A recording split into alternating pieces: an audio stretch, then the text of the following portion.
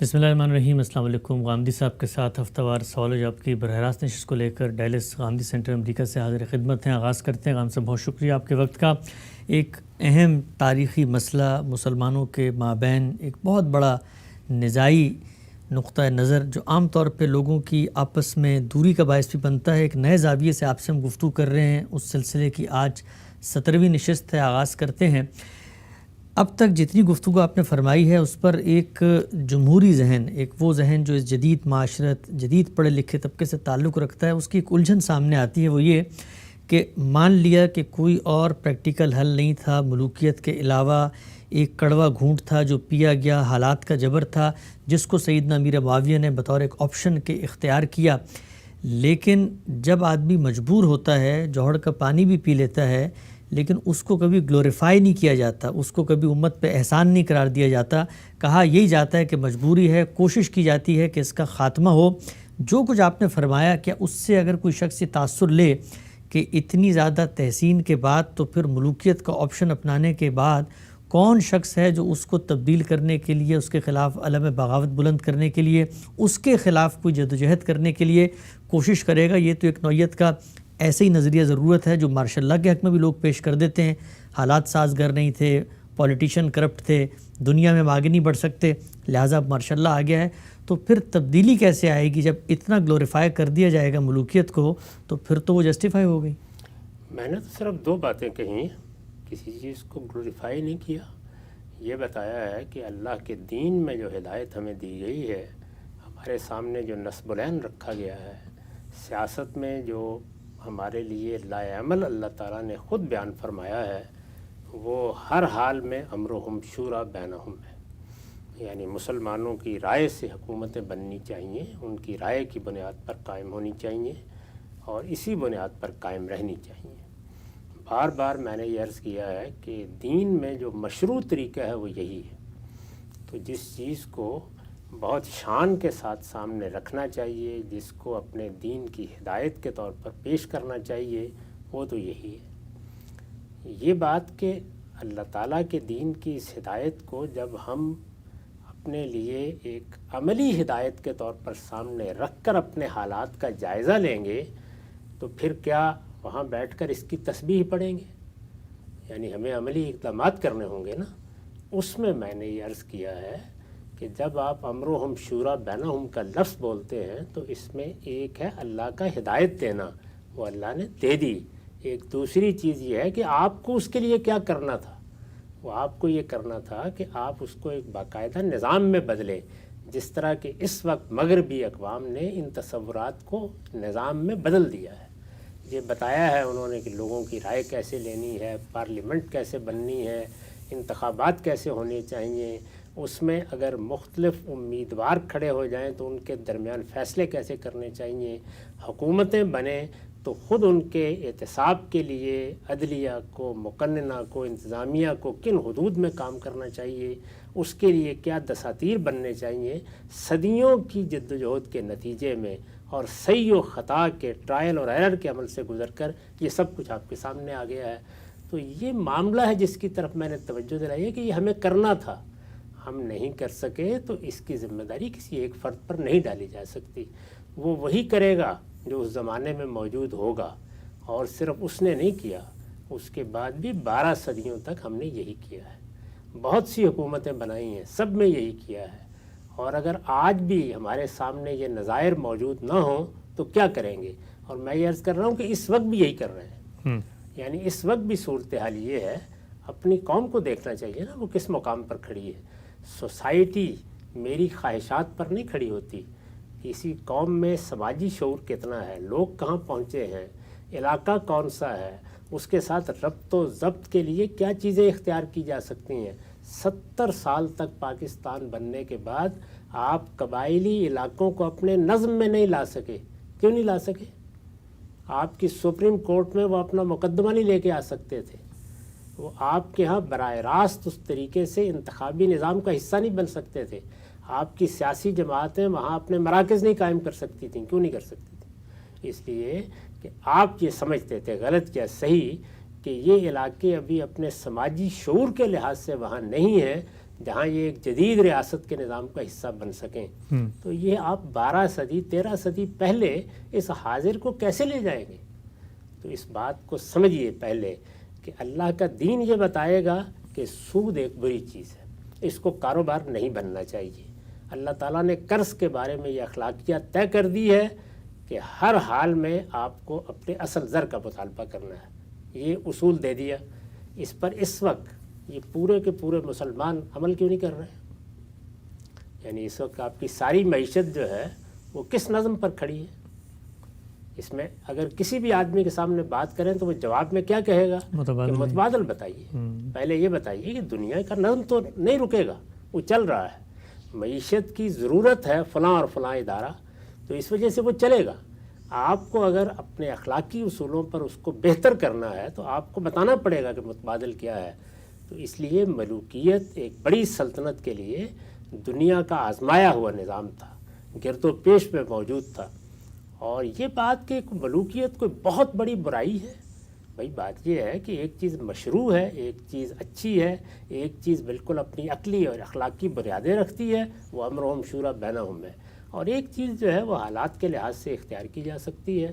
تو اس وجہ سے میں نے بار عرض کیا کہ اس میں یہ نہیں کہا جا رہا کہ یہ چیز بڑی محبوب ہو گئی ہے اور بہت اچھی ہو گئی ہے، نہیں، بہت حکیمانہ فیصلہ کر کے امت کو انتشار سے بچایا گیا. اب یہ امت کا کام تھا کہ وہ کوئی متبادل نظم بناتی، امرہم شورا بینہم کے مطابق بناتی.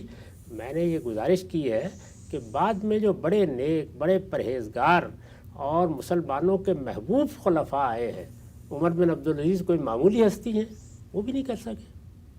تو میرا سارا جو بیان ہے اس کا حاصل یہ ہے کہ کسی ایک شخص کو متون نہیں کیا جا سکتا. ہم سب مل کے اس کی ذمہ داری اٹھائیں کہ ہم امرہم شورا بینہم کے تحت کوئی نظم قائم نہیں کر سکے. بھئی ہم بجلی نہیں ایجاد کر سکے، تو اب میں ایجاد کر کے آج سے 12 صدی پہلے آپ کو پیش کر دوں کہ آپ کنکے میں جلا دیں؟ نہیں کر سکے. یہ ایک واقعہ ہے. جب واقعہ ہے تو دنیا خلا میں کھڑی رہے گی.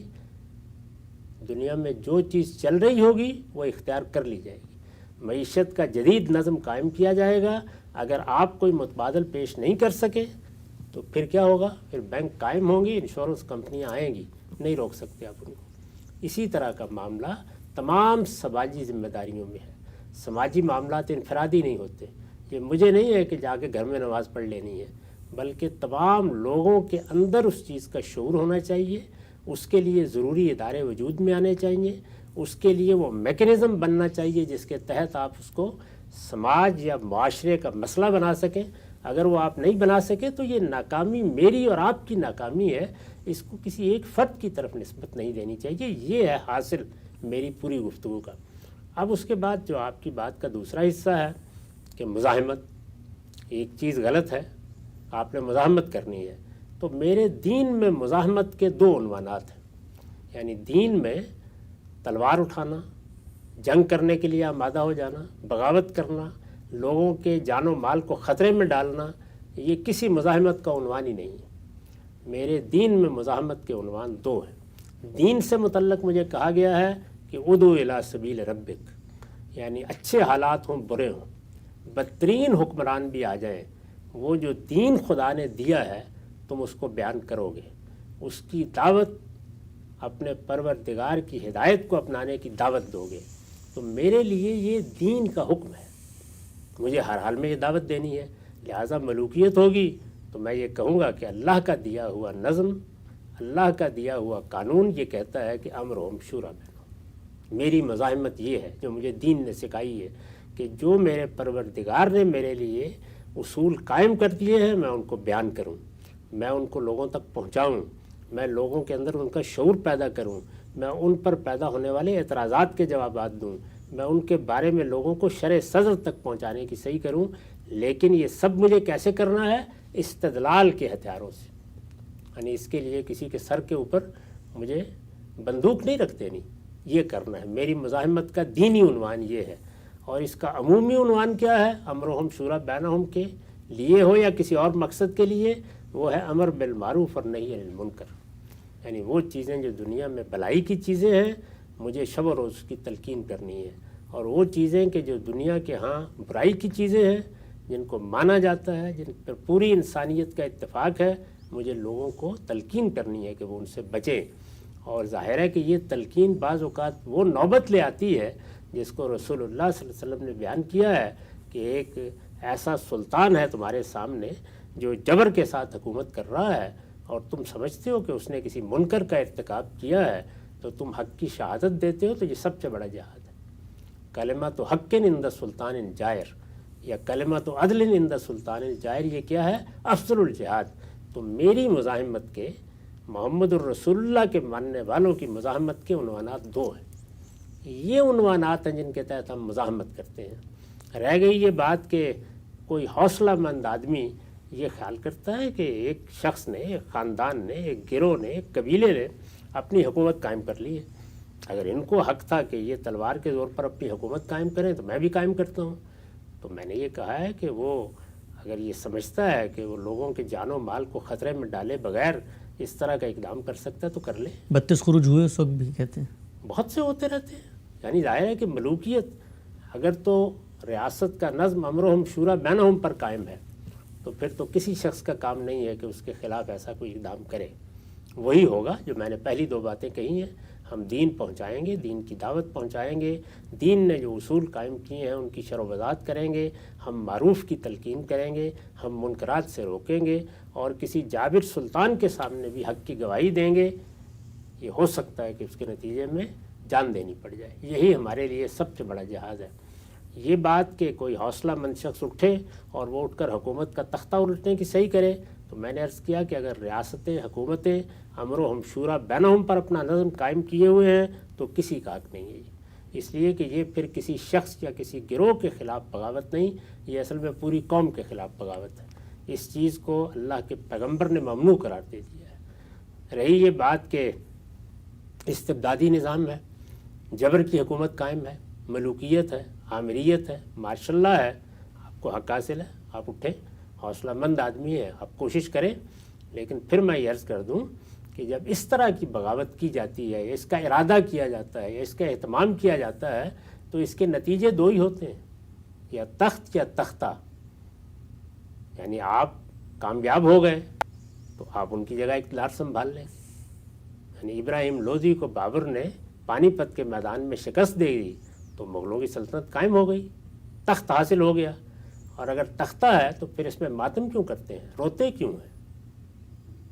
یعنی پھر اس بات کے اوپر اللہ کا شکر ادا کریں کہ اس نے آپ کو مزاحمت کا موقع دیا، اور اس میں آپ نے ایک کوشش کی تھی، جدوجہد کی تھی، کامیاب نہیں ہوئے۔ یعنی یہ تو وہ معاملہ ہے کہ پہلے سوچنا چاہیے کہ اس کا نتیجہ یہی ہوتا ہے۔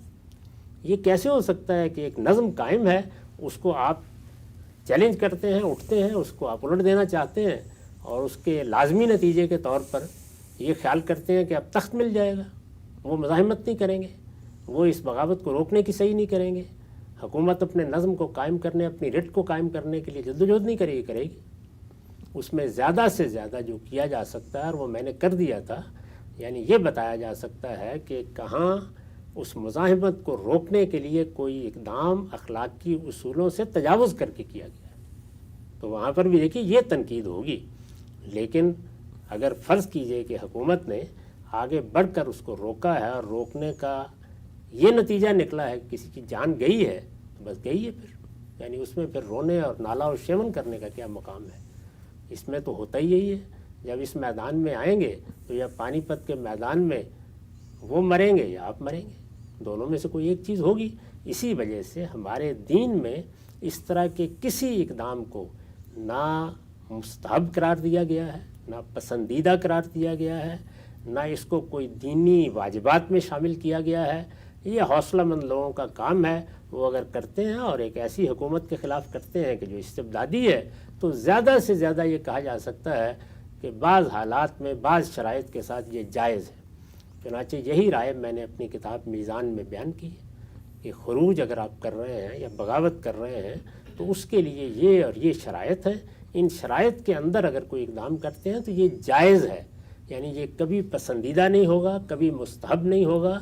واجب ہونا تو بہت بڑی بات ہے، جو چیز دین میں واجبات میں سے ہے، مستحبات میں سے ہے، جو دین میں بتائی گئی ہے مزاحمت کے لیے وہ یہ چیزیں ہیں کہ اللہ کے دین کا پیغام پہنچاؤ، ادعو الی سبیل ربک، اس میں بھی بتایا گیا ہے کہ کیسے پہنچاؤ، بالحکمت والموعظۃ الحسنہ، یعنی دانائی کے ساتھ، حکمت کے ساتھ، استدلال کے ساتھ، اچھی نصیحت کے ساتھ، اور اگر اس میں کوئی مقابلے میں کھڑا ہے تو جادلہم باللتی ہے احسن، اس کے ساتھ اگر مباحثہ بھی کرو تو نہایت خوبصورتی کے ساتھ، اور امر بالمعروف اور نہی عن المنکر، یعنی وہ چیزیں کہ جو بھلائی کی چیزیں ہیں ان کی تلقین کرو، اور جو چیزیں برائی کی چیزیں ہیں، مانی ہوئی برائی کی چیزیں ہیں، پوری انسانیت جن کو برا سمجھتی ہے ان سے لوگوں کو روکنے کی تلقین کرو۔ یہ تلقین، یہ نصیحت، یہ دعوت، یہ ہے حقیقت میں وہ مزاحمت۔ اسی کو اگر میں جدید اصطلاح میں بیان کروں تو میں یہ کہوں گا کہ ہمارے دین نے جو رہنمائی کی ہے اس میں مزاحمت فکری ہوتی ہے، یعنی اس میں کیا کیا جاتا ہے، لوگوں کے ذہن، ان کے افکار، ان کے خیالات، ان کے سوچنے کے طریقوں کو تبدیل کیا جاتا ہے۔ دعوت بھی یہی کرتی ہے، امر بالمعروف اور نہی عن المنکر سے بھی یہی چیز حاصل ہوتی ہے۔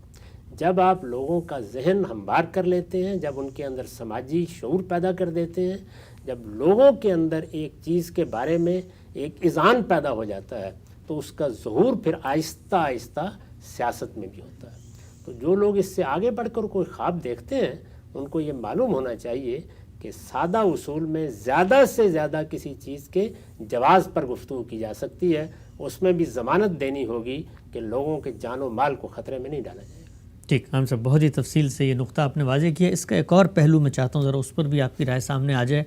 یہ سب باتیں اگر ہم نے مان لیں تو ماننے کے بعد فکری مزاحمت پیدا کرنے کی مہمیز، اس کا محرک بھی تو کوئی نقطہ نظر، کوئی استدلال ہوتا ہے۔ جب یہ کہہ دیا جائے کہ کوئی دوسرا حل ہی نہیں موجود، یہی ایک حالات کا جبر تھا، اسی کے ذریعے تسلسل ملا، اسی سے مسلمانوں کی بقا آگے ترقی ہوئی قرآن و سنت کے اندر اور فکر کا، تو فکری مزاحمت تو ہم دیکھتے ہیں کہ پھر لوگ اٹھتے ہیں، تنقید کرتے ہیں، ورنہ تو ماشاء اللہ کے دور میں بھی فکری مزاحمت نہ ہو سکے اگر لوگ اسی طرح نظام کو قبول کر کے بیٹھ جائیں۔ یعنی وہ جو علم بغاوت ہے، وہ جو ایجیٹیشن پیدا کرنا ہے، تحریک چلانا ہے، اس کے لیے پھر یہ نظریہ ضرورت یا یہ استدلال کو تو پھر ہمیں دفن کرنا پڑے گا۔ کیوں دفن کرنا پڑے گا؟ یعنی اس وقت آپ نے سود کی حرمت کے مضمون کو دفن کر دیا ہے۔ آپ روز بیان کرتے ہیں، روز بتاتے ہیں، اس کے لیے سعی و جہد بھی کرتے ہیں، بہت سے آپ نے متبادلات پیش کرنے کی کوشش بھی کی ہے، ان پر بھی گفتگو ہوتی رہتی ہے۔ تو ذرا تاریخ کے اوراق الٹ کر مجھے بتائیے کہ یہ فکری مزاحمت کی گئی ہے، اس کے کوئی آثار ملتے ہیں آپ کو؟ فکری مزاحمت ہونی چاہیے تھی، یعنی جو چیز اس موقع پر درکار تھی وہ یہ تھی کہ یہ بتایا جاتا کہ اسلام نے یہ اصول دیا ہے، یہ قاعدہ بنایا ہے، اس کے بعد پھر خود آپ کو مہمیز ہوتا کہ آپ یہ بتائیں کہ اس قاعدے کو زمین پر لانے کے لیے کیا طریقے اختیار کیے جائیں۔ متبادل پیش کرتے ہیں، پھر آپ ظاہر ہے کہ متبادل پر غور کرتے ہیں نا، یعنی یہ ضروری نہیں ہوتا کہ جو آدمی دین بیان کرے گا وہ متبادل بھی دے گا، پوری مسلمان امت کی ذمہ داری ہے۔